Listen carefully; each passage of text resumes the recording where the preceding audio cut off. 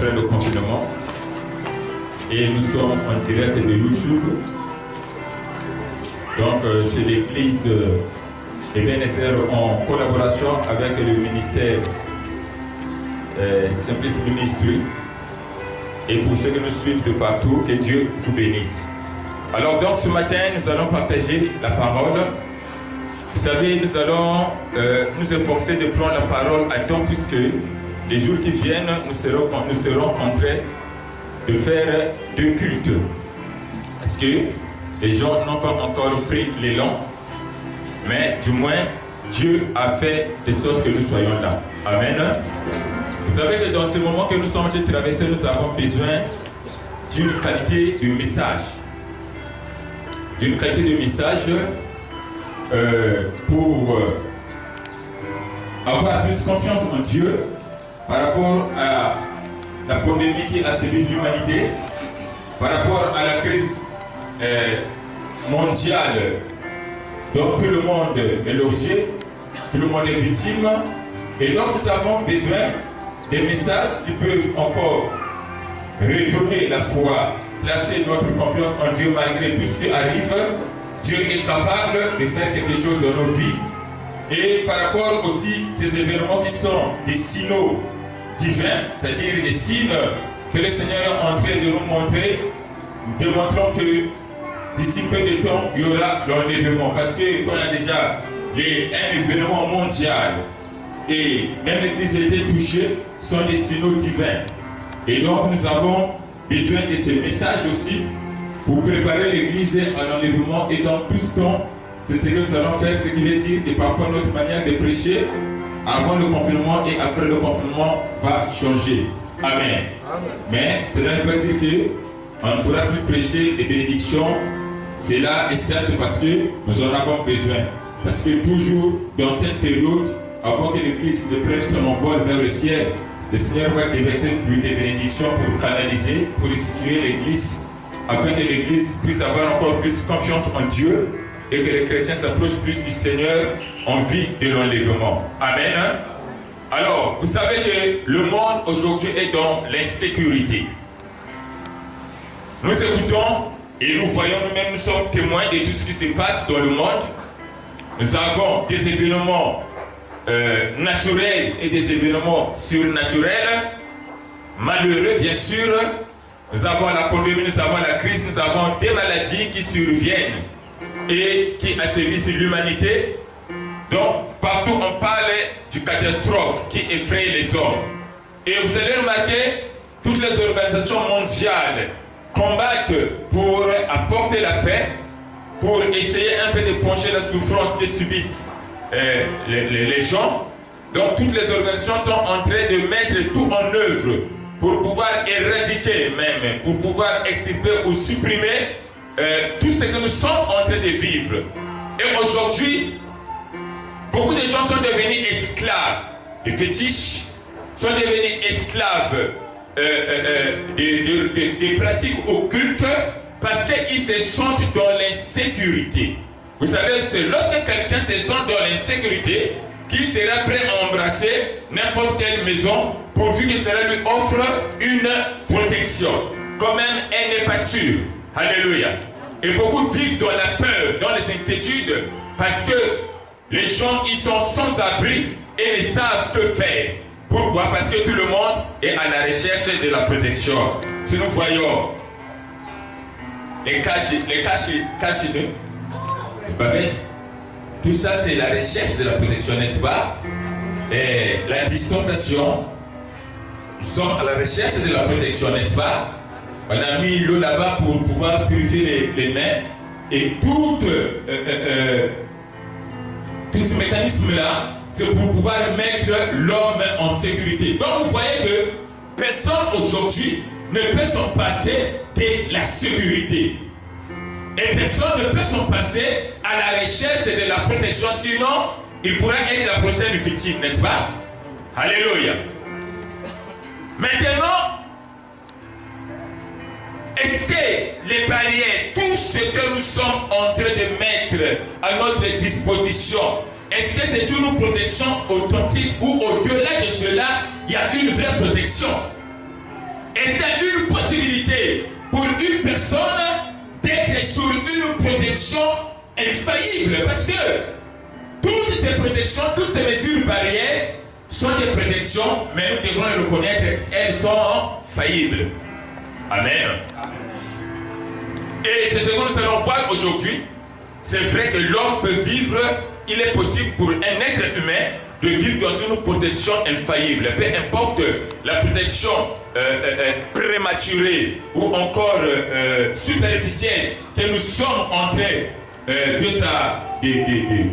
de prendre comme appui, de prendre comme la base de notre sécurité, mais il y a une protection très sûre qui ne faillit jamais. Amen. Parce que la bavette, tu peux oublier de la mettre. Tu peux oublier de saluer les gens et tu es contacté à un virus parce que l'autre a été contacté. Mais tu peux oublier toutes ces choses. Mais il y a une protection au-delà de cela qui peut te protéger quand même ou parfois tu peux oublier certaines barrières. Et c'est ce que nous allons voir aujourd'hui. Nous sommes dans Psaume 125, le verset 1 à 3. Je lis. Ceux qui se confient en l'Éternel sont comme la montagne de Sion. Elle ne chancelle point. Elle est affermie pour toujours. Les montagnes entourent Jérusalem. Ainsi l'Éternel entoure son peuple, dès maintenant et à jamais. Car le sceptre de la méchanceté ne restera pas sur le lot des justes, afin que les justes ne tendent pas les mains vers l'iniquité. Parole du Seigneur. Le thème que nous allons partager s'intitule « Surmontons le sceptre de la méchanceté ». Surmontons le sceptre de la méchanceté. Je vais épeler sceptre, C-S plutôt, S-C-E-P-T-R-E. Sceptre. Sceptre. Surmontons le sceptre de la méchanceté. Parce que notre texte nous dit car le sceptre de la méchanceté ne restera pas sur le lot des justes. Alors, en ce qui concerne les textes que nous venons de lire ce matin, certains ont suggéré que cela s'est passé à l'époque d'Ézéchias ou à l'époque de Néhémie. Pourquoi? Parce qu'à l'époque d'Ézéchias, il y a eu la domination assyrienne sur le peuple d'Israël, sur le peuple de Dieu d'Israël.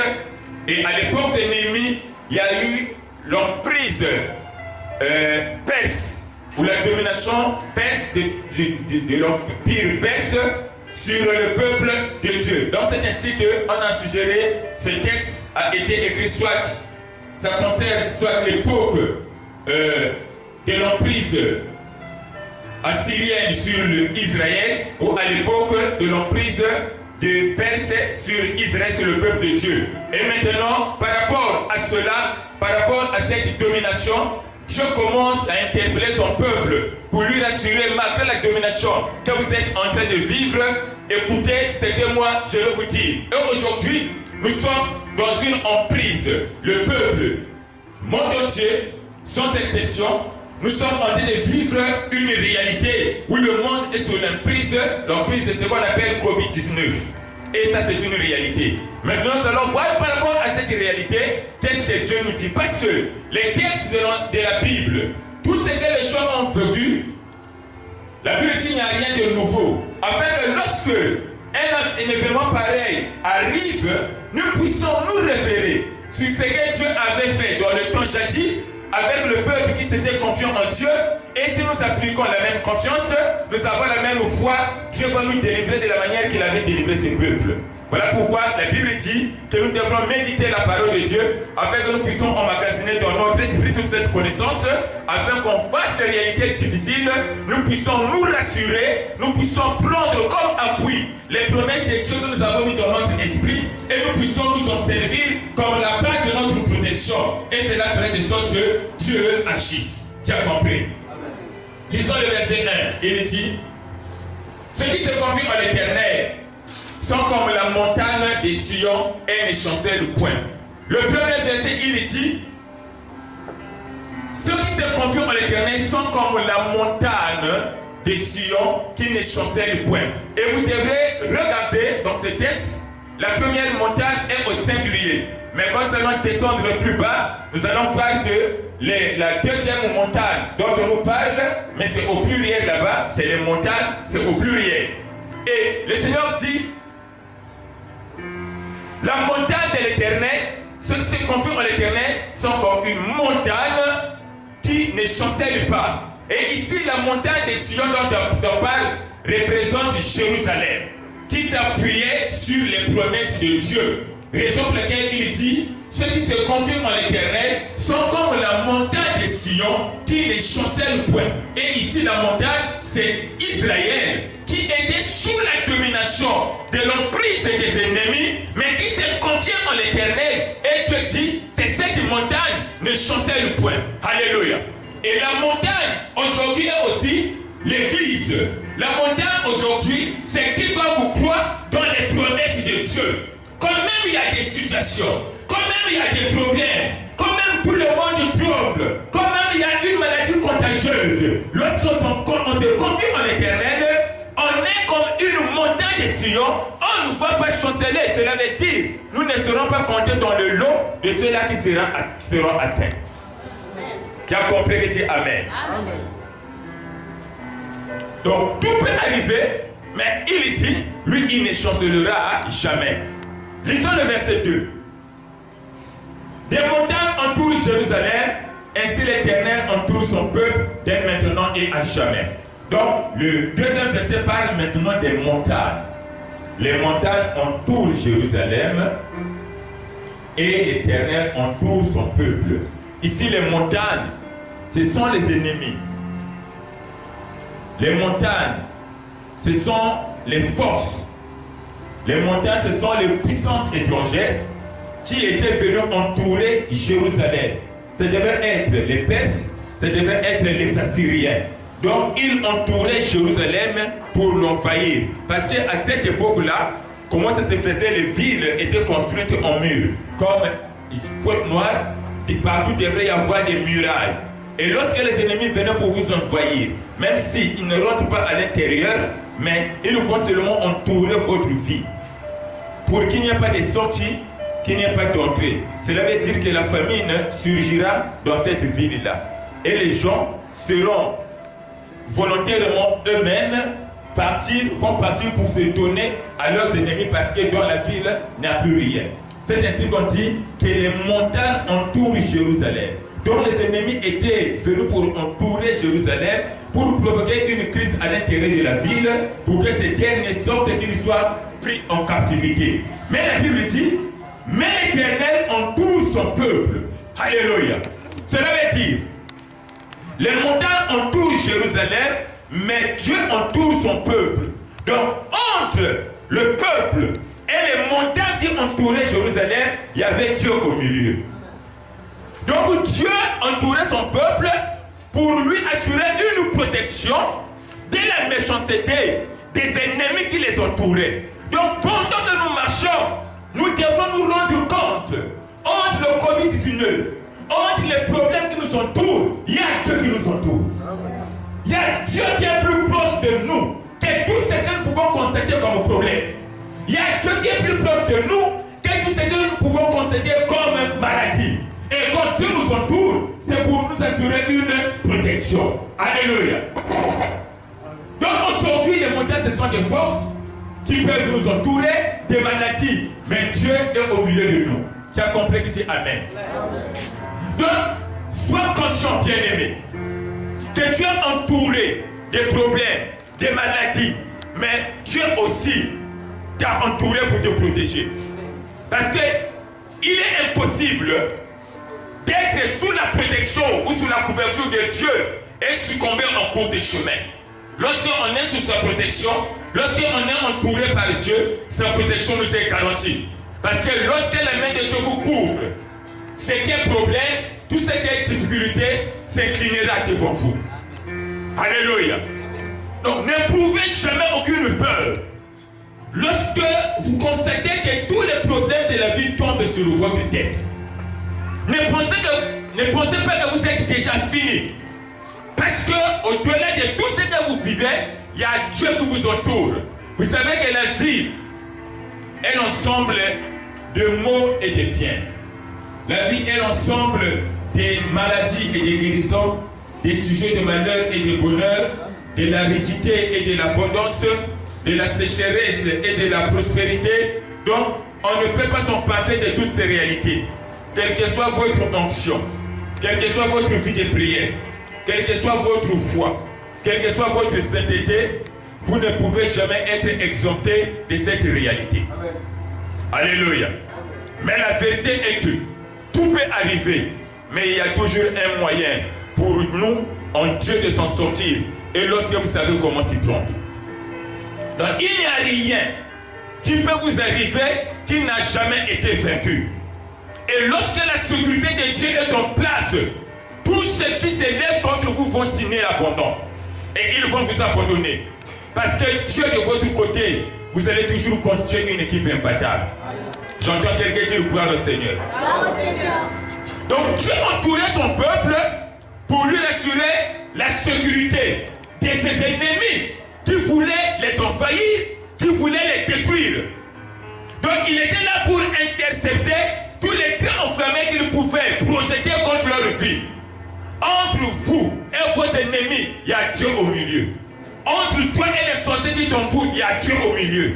Entre toi et la maladie, il y a Dieu au milieu. Entre toi et la sécheresse, il y a Dieu au milieu. Entre toi et la crise mondiale, il y a Dieu au milieu. Entre toi et le Covid-19, il y a Dieu au milieu. Et Dieu est là pour intercepter tous les traits enflammés des microbes qui peuvent être injectés sur toi pour te contaminer. Et en priant, aucun homme, aucune femme, aucune sœur de cette église ne sera atteint de cette maladie parce que nous avons les précieuses promesses de Dieu qui nous rassurent la garantie en disant tu ne craindras ni la contagion ni la peste qui frappe en plein midi. Et ça c'est pour nous les enfants de Dieu. Amen. Tout ce que nous faisons c'est pour aussi obéir aux autorités et pour une sécurité humaine, mais au-delà de cela nous avons la sécurité divine. Tu as compris? Donc, bien aimé, lorsque Dieu décide de votre protection, tous vos ennemis s'inclinent devant vous. Mais l'absence de Dieu confirme le droit de l'ennemi sur vous. Pourquoi? Parce qu'il lui a été donné de manger la terre. Dieu a dit au serpent, tu mangeras la poussière de la terre. Si la terre, ce sont ceux-là qui n'ont pas Dieu, qui ne se confient pas en Dieu, c'est sur ceux-là que l'ennemi a de l'autorité, mais pas sur les enfants de Dieu. Tu as compris? Et lorsque vous manquez Dieu, vous manquez sa protection. Aucune défaite ne peut être programmée à l'endroit de votre vie et réussir à vous atteindre lorsque la protection de Dieu est assurée pour vous. Alléluia. Lisez le verset 3. Il dit, car le sceptre de la méchanceté ne restera pas sur le lot des justes.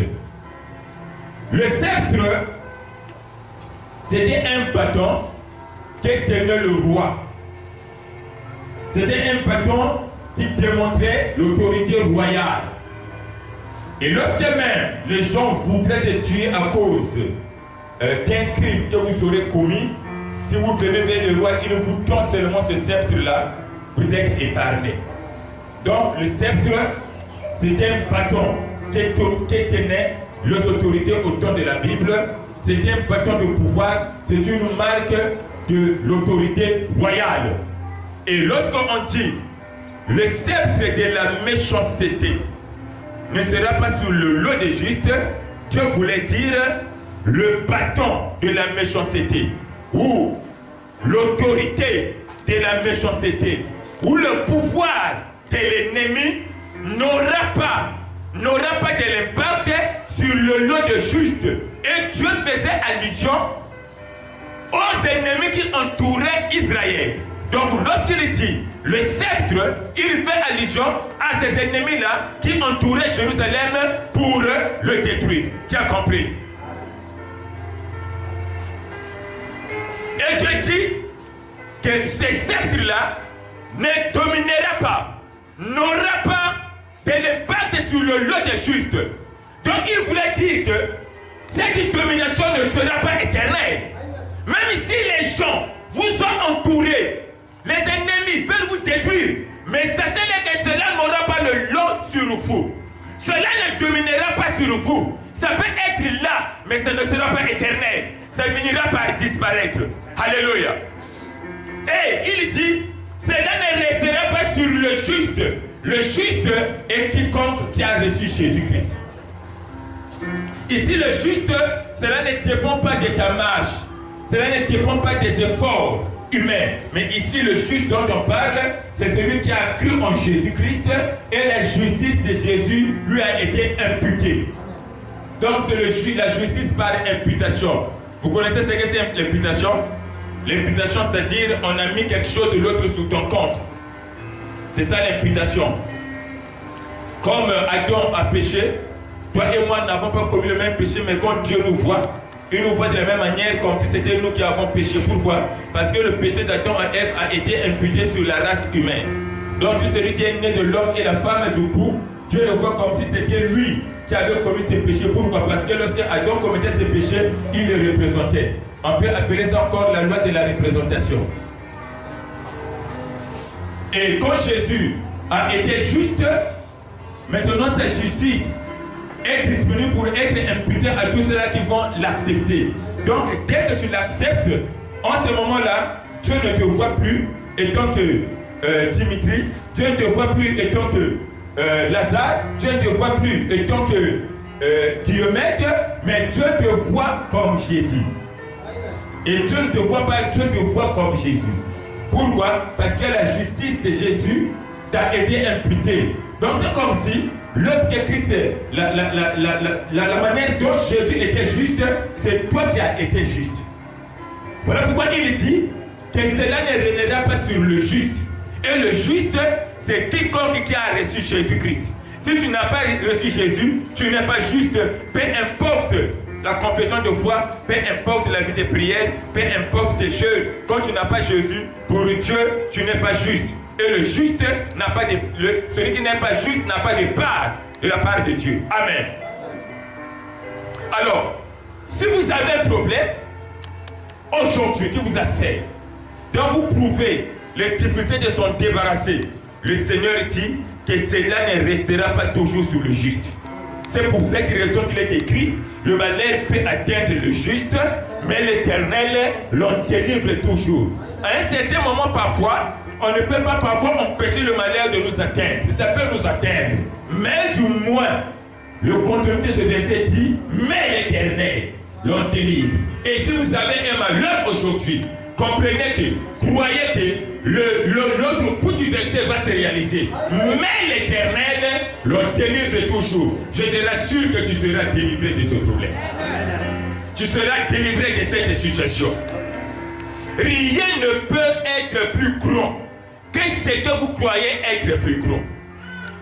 C'est vous qui croyez être plus grand au problème et le problème deviendra plus grand que vous.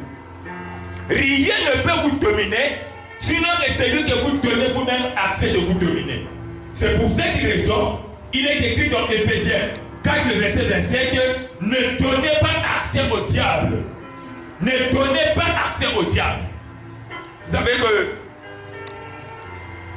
pour le temps de confinement, nous avons prouvé, on n'a pas donné accès au diable et on a prouvé que l'église était toujours ouverte. Pour dire que les portes de l'église ne peuvent jamais être fermées. Parce que Jésus a dit, je bâtirai mon église et les portes de séjour de mort ne prévaudront jamais contre elle. L'église c'est toi et moi, et l'église aussi c'est le temple là où les gens prient. Dans un sens large. Et le temple était toujours ouvert parce que chaque dimanche, on était là pour prier. On faisait nos intercessions pour prier pour tout le monde, les frères Lazare. Et à un moment même, le pasteur Christian quittait à pied Bricout pour venir prier. Les anciens oubliés, on était là. On était quand même nombreux. Parce qu'on a compris, on ne pouvait pas être dominé. Alléluia. Alors si vous avez un problème, le Seigneur finira par agir. Vous savez que lorsqu'on se confie en Dieu, Lorsque on croit à sa protection, nous serons toujours inébranlables. Vous ne serez jamais affligés au nom de Jésus, quel que soit le problème, lorsque la protection de Dieu est en sûreté dans votre vie. Donc attachez-vous à Dieu. Et tout ce qui est amen dans votre vie pourra vous délaisser. Restez en ligne avec Dieu. Aucun ennemi, aucune situation ne pourra jamais vous détrôner. Parce que quand Dieu vous fait, aucune situation ne peut vous défaire. Quand Dieu vous élève, aucun problème ne peut vous abaisser. Mais vivre en dehors de la protection de Dieu, vous serez victime. Vous allez être victime des activités de l'enfer. Parce que lorsque Dieu cesse de vous éclairer, inévitablement les ténèbres vont vous envahir.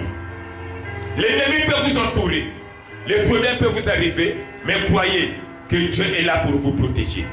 Alléluia. Vous devrez savoir, bien aimé. Le combat est la preuve que vous n'avez pas encore été vaincu. Donc quand vous avez des problèmes, quand vous avez des difficultés, quand vous avez des combats, sachez que c'est une preuve que vous n'êtes pas encore vaincu. Parce que si vous avez déjà vaincu, il n'y aurait plus encore des problèmes. Alors si vous avez des problèmes aujourd'hui, croyez que vous n'avez pas encore été vaincu. Voilà pourquoi vous avez encore des problèmes. Alléluia. Et derrière un problème se cache toujours une solution. Parce que tout est possible à celui qui croit. Et vous ne serez pas capable de vaincre un problème si la protection de Dieu n'est pas en activité. Tu as compris que tu dis Amen. Amen. Tu as un grand avenir, mais tu auras aussi des grands combats. Alors tu as besoin d'une grande protection de Dieu pour que tu sois épargné. Mais pour que cette protection de Dieu se réalise, il a fallu qu'il y ait quelque chose qui doit l'activer. Parce que la protection de Dieu, elle est disponible lorsque vous faites ce qu'il faut faire pour la rendre disponible. C'est-à-dire c'est toi qui dois rendre disponible la protection de Dieu pour toi-même. Mais elle est là. Et toi-même, tu peux te fermer les portes pour que cette protection ne soit pas disponible. C'est pour cette raison. Lisons le verset 1. Qu'est-ce qu'il dit au début? Dans notre contexte de base. Non, le verset 1. Au début. Ceux qui se confient en l'Éternel sont comme... Amen. Il dit, ceux qui se confient en l'Éternel. C'est là le point de démarcation pour la réalisation d'une protection de Dieu dans la vie d'une personne. Ceux qui se confient en l'Éternel. Donc pour que la protection de Dieu soit active en votre compte, la première des choses, vous devez avoir confiance en Dieu.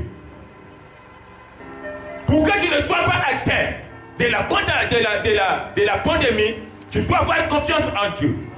Pour que tu ne sois pas asservi par la crise mondiale, tu dois avoir confiance en Dieu. Pourquoi? Parce que Dieu est au-dessus de toutes ces réalités. Quand vous avez la confiance en Dieu, vous siégez avec Dieu au-dessus de l'échec et de la défaite. En ce moment-là, vous serez vainqueur sur toutes les réalités de la vie courante qui asservissent l'humanité. Tu as compris? Amen. Donc, sans confiance en Dieu, il n'y a pas de protection. Lorsque vous allez consulter les dictionnaires, Larousse ou le Robert, il va vous définir la confiance comme l'action de se confier, de s'en remettre, sentiment qu'on peut compter sur. C'est ça la confiance. Sentiment qu'on peut compter sur. Pourquoi je suis ici? Je vais accepter de vouloir tomber, mais j'ai le sentiment de compter sur le mur de me soutenir. Donc quand même, je peux me laisser emporter. Je sais que le mur va me soutenir.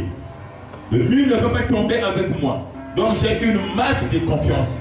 Et c'est la même confiance que nous devons avoir en Dieu dans chaque situation, que nous n'allons pas tomber, le Seigneur va nous soutenir.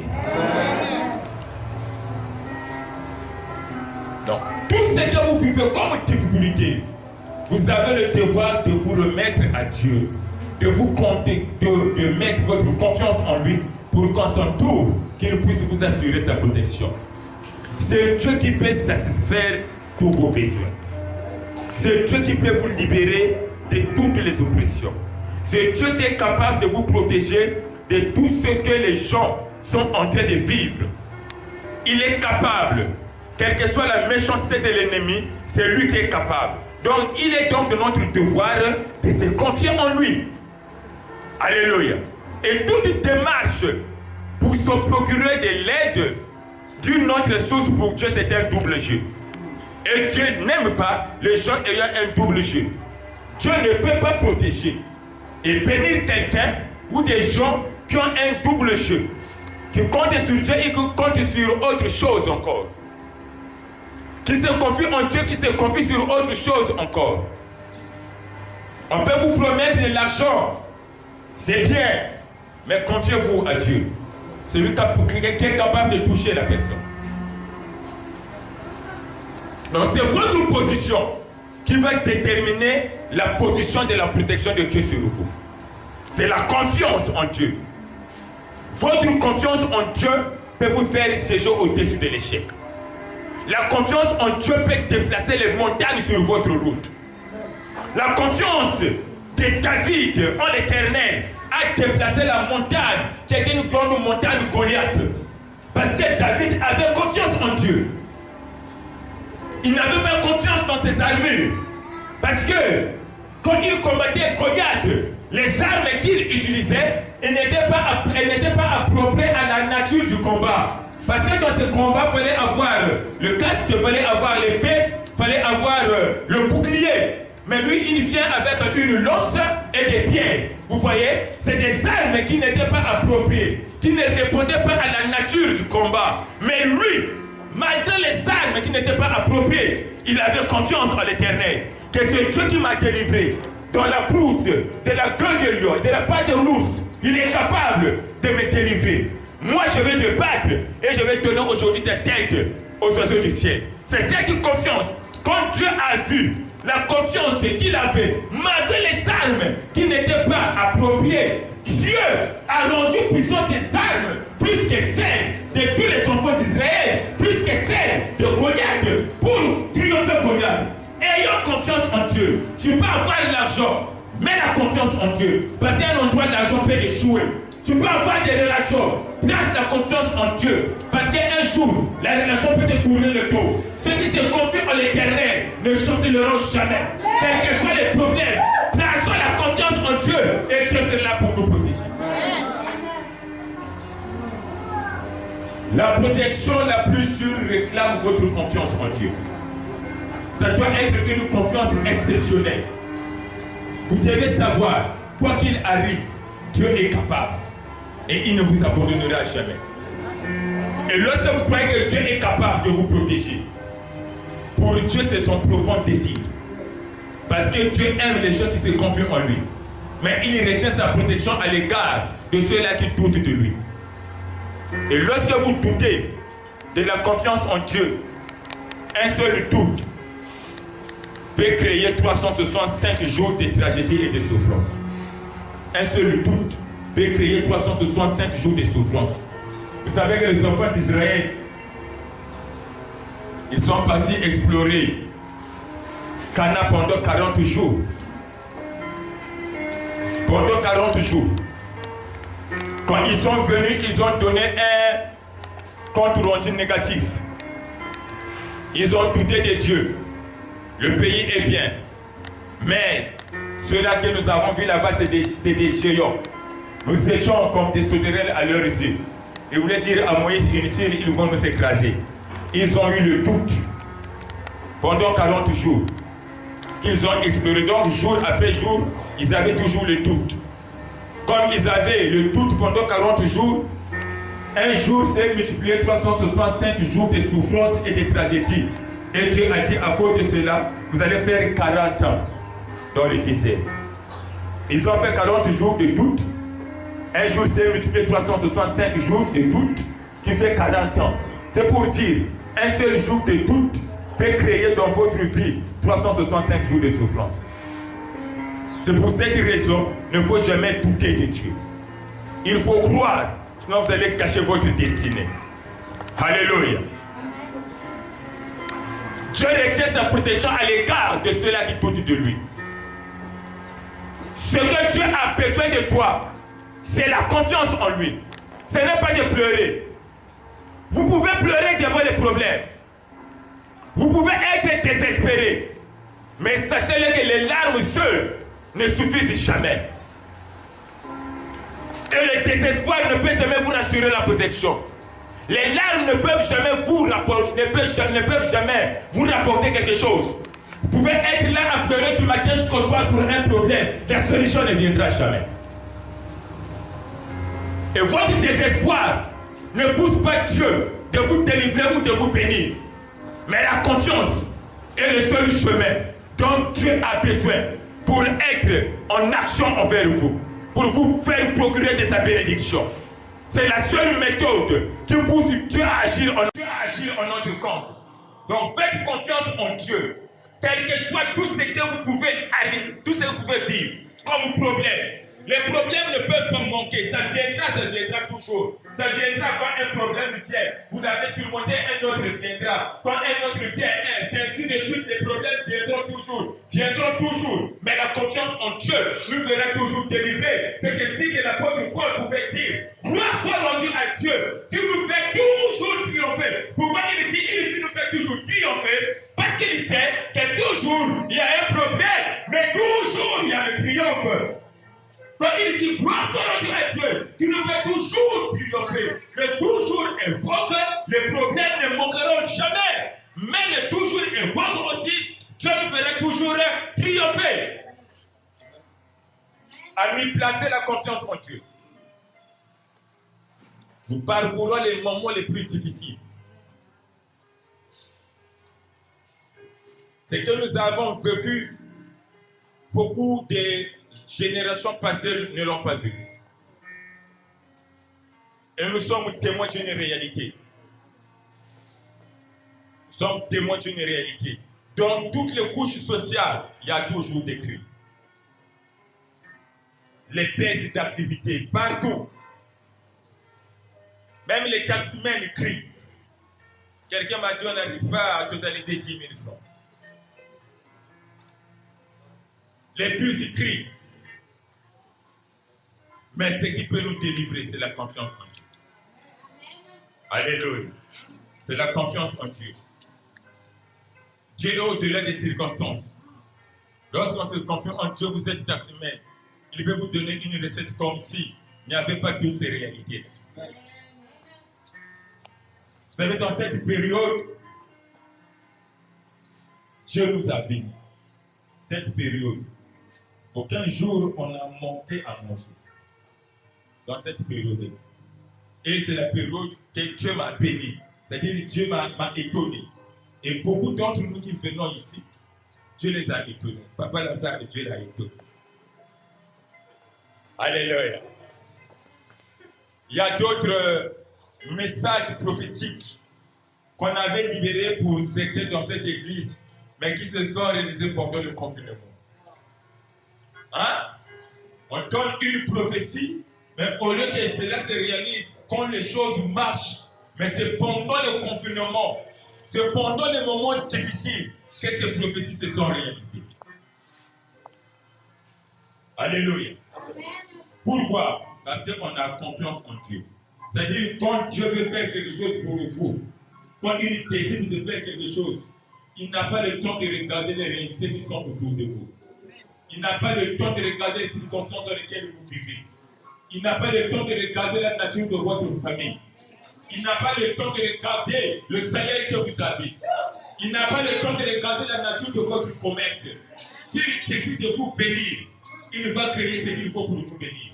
Il va se débrouiller lui-même pour que sa parole sur vous s'accomplisse. Vous, votre part, c'est de mettre confiance en vous. Et c'est la période où on doit faire confiance en Dieu. Sans cette confiance, rien ne pourra marcher. Tu as compris, dis Amen. Amen. Alors il dit, ceux qui se confient en l'Éternel sont comme la montagne de Sion. Les montagnes entourent Jérusalem, Dieu entoure son peuple. Et le cercle de la méchanceté ne sera pas sur le lot du juste. Qui a compris, dit Amen. Aujourd'hui, il y a un cercle de la méchanceté qui est le Covid-19.